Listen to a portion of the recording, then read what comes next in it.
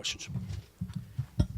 Andy, just surviving that first half where you have to play 8 minutes without Murph and Reg. Marshall only gets you 4 points. You know, the game was really what I anticipated, and I tried to convey that to our guys.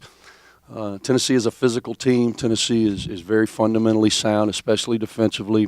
It's very difficult to beat someone 2 times, much less in a span of about a 3-week period, most especially the way we had done it in Game 1. So we knew it was going to be a fist fight.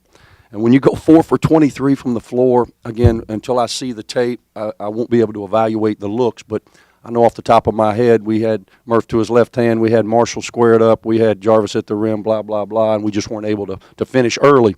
Thank goodness we were defending well enough to stay in the game. They were killing us on the glass, but a lot of that had to do with Murph and Reg sitting over there by me. Obviously, Tennessee's defense was really after Marshall, and for him to come out and score 24 points in the second half and 6 3-pointers, I mean, what does that say about him, you know, just his ability to score even what other floor is looking at him? Well, nothing really changed. I didn't think they defended him any differently in this game than the last game, nor will Auburn defend him any differently. When you have a guy that can make shots, you try to limit his touches, and we've got to do a better job of executing and getting him looks. I thought he had some pretty good looks in the first half, and he missed them, and then once he got one going, then he made that crazy leaner, and then all of a sudden he got combustible and started knocking down shots. And we tried to ride him as hard as we could, and then I think we're doing a better job of playing behind it with some of the baseline screening action. We got a couple slips at the basket. Tennessee did a good job because of their mentality. Pack line, you know, we went to Murph a couple of times, had it in the paint, and he charged back-to-back, 4th foul, 5th foul. And that was a credit to Tennessee being where they were supposed to be, because I thought we had some action behind Marshall with Murph, and they made a play. Andy, did you think it? If he can just get one, they seem to come in bunches. It's just like.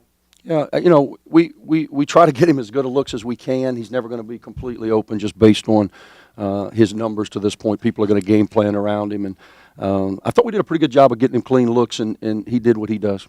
Did y'all do a better job of getting him looks in the second half, or was it just about him really getting a rhythm? Well, I thought he got into a rhythm. I think in the first half he was only 0 for 4, so obviously he got up 12 shots in the second half, and a lot of that was just based on the tempo of the game. They had complete control of the tempo in the first half, and a lot of that's because we could never make a shot, which means we couldn't extend in our pressure. You know, if you remember, the press in Knoxville hurt them a little bit, and we couldn't get to it because we couldn't make a shot. So.